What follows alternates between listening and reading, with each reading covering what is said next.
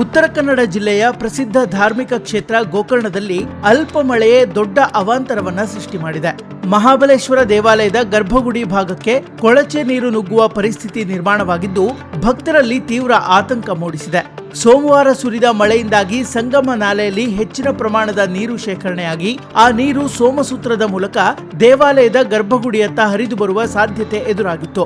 ಮುನ್ನೆಚ್ಚರಿಕಾ ಕ್ರಮವಾಗಿ ಆತ್ಮಲಿಂಗ ದರ್ಶನವನ್ನ ತಾತ್ಕಾಲಿಕವಾಗಿ ಸ್ಥಗಿತಗೊಳಿಸಿ ನಂದಿ ಮಂಟಪದವರೆಗೆ ಭಕ್ತರಿಗೆ ದರ್ಶನ ವ್ಯವಸ್ಥೆ ಕಲ್ಪಿಸಲಾಗಿತ್ತು. ಇನ್ನು ತಕ್ಷಣ ಪರಿಸ್ಥಿತಿಯ ಗಂಭೀರತೆಯನ್ನು ಅರಿತ ದೇವಾಲಯದ ಸಿಬ್ಬಂದಿ ತುರ್ತು ಕಾರ್ಯಾಚರಣೆ ನಡೆಸಿದ್ದಾರೆ. ಜೆಸಿಬಿ ಯಂತ್ರದ ಸಹಾಯದಿಂದ ಸಂಗಮ ನಾಲೆಯ ನೀರು ಸಮುದ್ರಕ್ಕೆ ಸರಾಗವಾಗಿ ಹರಿದು ಹೋಗುವಂತೆ ವ್ಯವಸ್ಥೆಯನ್ನ ಮಾಡಿದ್ರು.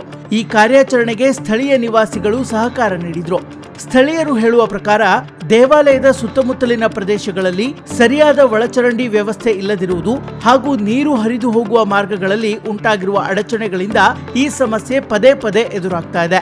ಮಳೆ ಬಂದಾಗ ದೇವಾಲಯದ ಸುತ್ತಲಿನ ಪ್ರದೇಶಗಳಲ್ಲಿ ನೀರು ನಿಲ್ಲುತ್ತಿದ್ದು ಅದು ಗರ್ಭಗುಡಿ ಭಾಗಕ್ಕೂ ತಲುಪುವ ಆತಂಕ ಸೃಷ್ಟಿಸ್ತಾ ಇದೆ.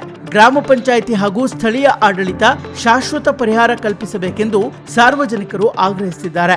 ಪವಿತ್ರ ಕ್ಷೇತ್ರವಾದ ಗೋಕರ್ಣದ ಮಹಾಬಲೇಶ್ವರ ದೇವಾಲಯದಲ್ಲಿ ಮಳೆ ಬಂದಾಗಲೆಲ್ಲ ಇಂತಹ ಪರಿಸ್ಥಿತಿ ನಿರ್ಮಾಣವಾಗ್ತಿರೋದು ಭಕ್ತರ ಭಾವನೆಗೂ ಧಕ್ಕೆ ತರ್ತಾ ಇದೆ ಎಂಬ ಅಭಿಪ್ರಾಯ ವ್ಯಕ್ತವಾಗ್ತಾ ಇದೆ.